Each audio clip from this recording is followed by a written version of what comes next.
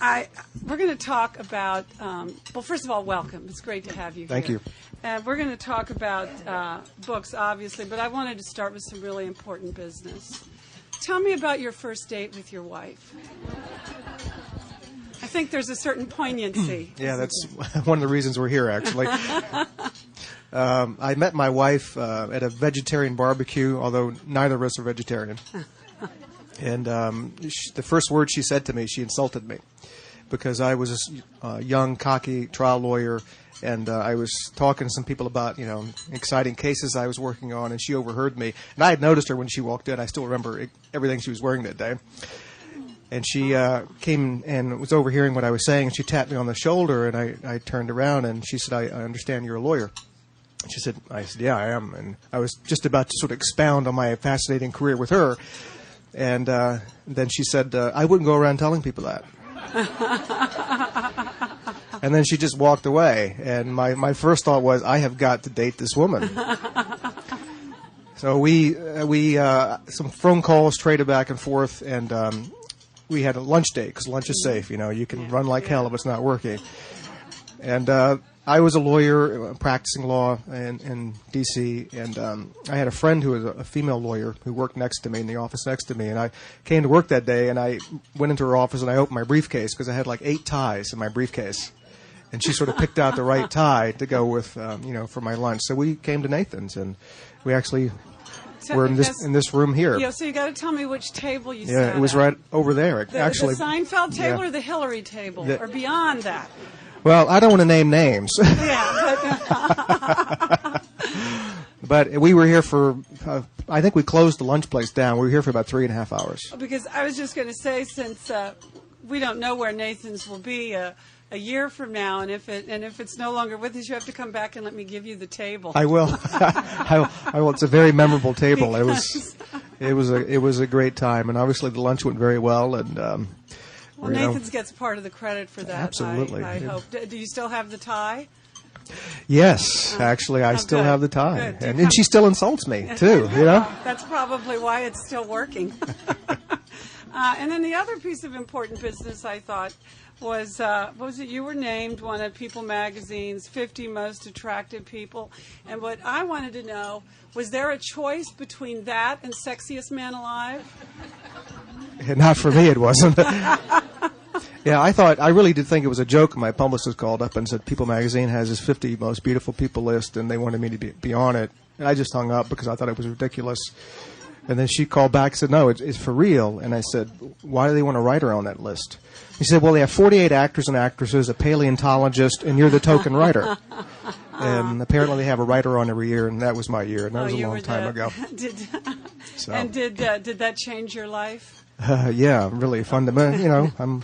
Well, it's in every bio. Yeah, it's in every bio. It'll be with you to your last day. Yeah. I tried to actually forget that, but thank you for bringing it up. Oh, well, you can count on me to probably bring up a lot of things that you might not want to revisit, but I'll do my best. Well, the other thing about that, the People photographer came, and they were at our house for 9 hours in February. It was freezing cold outside, and they took hundreds of pictures. And finally, she walked outside, and back then there was no house across the street. There was just woods. Yeah. And she was tramping around outside, and she came back and said, I found the perfect spot outside. In February, it's like 20 degrees. This is the photographer. This is the photographer for People Magazine. I said, look, hey, you've been here for like 9 hours. I have the flu. If I go outside and you take this picture, will you leave? And she said, I swear to God, I'll leave. So we went outside, and we're in the middle of the woods. There's like 4 guys, a woman who does the hair and makeup, and the woman with the camera, the photographer, and she's taking pictures. And then she looks over at the assistant, and she said, Joe, I really like that shirt, but I'd really love that shirt on David. Switch shirts, guys. Outside. So I was like, oh, my God, I can't believe this.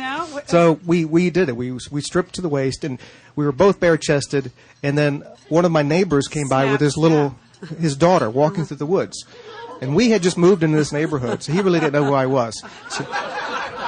So he comes walking through the woods with his daughter, and he's got 2 half-naked guys and a woman with a camera taking pictures of us in the woods. And so the first thing he does, of course, is like put his hands over his daughter's eyes. And I was like, Ed, it's not what it looks like. This is for a magazine. Yeah. Playgirl. So, yeah. Yeah, he's never talked to me since. But, you know, as we've always heard, beauty is painful. It's the price you have to pay. Yeah. But, you know, anything in the service is selling books, right? Yeah, you know, you do what you got to do. You do what you got to do. And, yeah. I mean, now you were in rare air. You and not too many other authors, and that you do sell a lot of books. But by and large, the publishing industry is not in a good place, is it? Yeah, people complain that people aren't reading and the book sales are going down. And I think publishers, it's a lot like Hollywood studios moaning that they make no money at all. They actually make a lot of money. It's just that most people make no money and very few make an enormous amount of money. And that's what the writer strike really is about right now. Yeah. The publishing industry, if you combine the book sales in the United States, they are more than the combined Hollywood box office and all the music sales in the United States combined together. Book sales trump those. So a lot of people do buy books. With that said, we have a big problem with reading in this country. There are 200 million adults in the United States.